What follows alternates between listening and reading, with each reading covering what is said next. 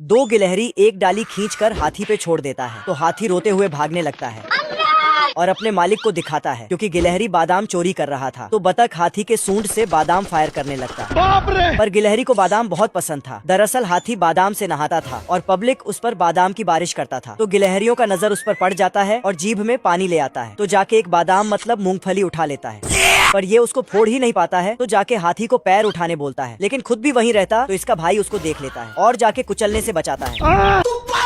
फिर दिखाता है खत्म हो गया भैया मैटर। गिलहरी 2-4 ठो बादाम ले जाने लगता है तो हाथी उन दोनों को आंखों से देख लेता है, फिर सूंड से पकड़ लेता है। तो लो भैया। लेकिन गिलहरी हाथी को तो उल्लू बना के निकल जाता है। निकल ले भाई तू।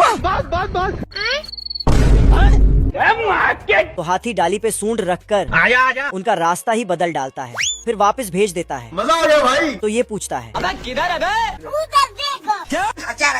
Good bye. ये बतख इन गिलहरियों के पीछे दौड़ता है तो मैं तो टूट गया। फिर गिलहरी भी बतख जैसा करता है। अरे हम लोग ये झक मार रहे हैं। तभी इधर सब जानवर हरकतें करके बादाम कमा रहा था। लो भैया। तो ये गिलहरी इसी को देखता है ये देना मैं। और उसके जैसा करने की सोचता है। फिर उसके जगह जाके नाचने लगता है, पर इसके मुंह में मछली फेंक देता है। तो ये देना। फिर इसको अरे बाप रे। हाथी चुल्लू भर पानी लेके बतख पे छिड़कता है, फिर इसको मोड़ता है और सुखाता है। तो इसको होश आता है। फिर हाथी इशारा करता है क्योंकि इधर भीड़ लगा था और ये भीड़ दो गिलहरियों के वजह से लगा था, क्योंकि दोनों बादाम के लिए मुजरा कर रहे थे। पर बतख इन दोनों को मुजरा करने देता ही नहीं आए, यहाँ वहाँ दौड़ाने लगता है। फिर दौड़ते दौड़ते एक वाइट पेंट में घुस जाता है। तो एक का चेहरा सफेद होता है तो दूसरे गिलहरी को एक मस्त आइडिया आता है। मेरे पास एक मस्त प्लान है। बतख दोनों सफेद गिलहरी को देखते ही उठा के ले आता है और बादाम खिलाने लगता है। टेंशन नहीं लेने का, अपुन है ना। मजा आया। पर हाथी समझ जाता है और उन पर पानी बरसाने लगता है, लेकिन एक गिलहरी डर कर कूद देता है तो आधा रंग चला जाता है। मालिक वो देखो। लेकिन साला गिलहरी बहुत होशियार निकलता है। स्टाइल है बाबू भैया, राजू का स्टाइल। ठीक है समझ गया। क्यों टेंशन ले रहा है? तू साला भोला दिखता है। ये मधुमक्खी फूलों से रस चूस रही थी, तभी इसका मूड खराब हो जाती है क्योंकि एक बतख बहुत ही बेसुरा गा रही थी। हाय हाय होए होए। लेकिन डक के घर में इसे बहुत सारे फूल दिखते हैं। तो मक्खी भागकर फूलों में घुसने की कोशिश करता है, लेकिन वहाँ तो दीवार था। तो डक भी सोचता है कौन पागल, दीवार पर माथा पटक रहा है। पर मक्खी अभी भी फूल पर बैठने की कोशिश कर रहा था। तभी डक एक फूल को काटती है और मक्खी को परेशान करने के लिए आजा आजा। मक्खी भी फूल को असली समझकर पास जाता है, लेकिन डक ने जाल बिछा रखा था और वो लस्सा में फंस जाता है। ऐसा मत करो मेरी जान। मक्खी गोंद से बाहर निकलने की कोशिश करता है, तभी डक कैंची से गोंद को काट देता है और मक्खी का सर जोर से छत पर लगता है।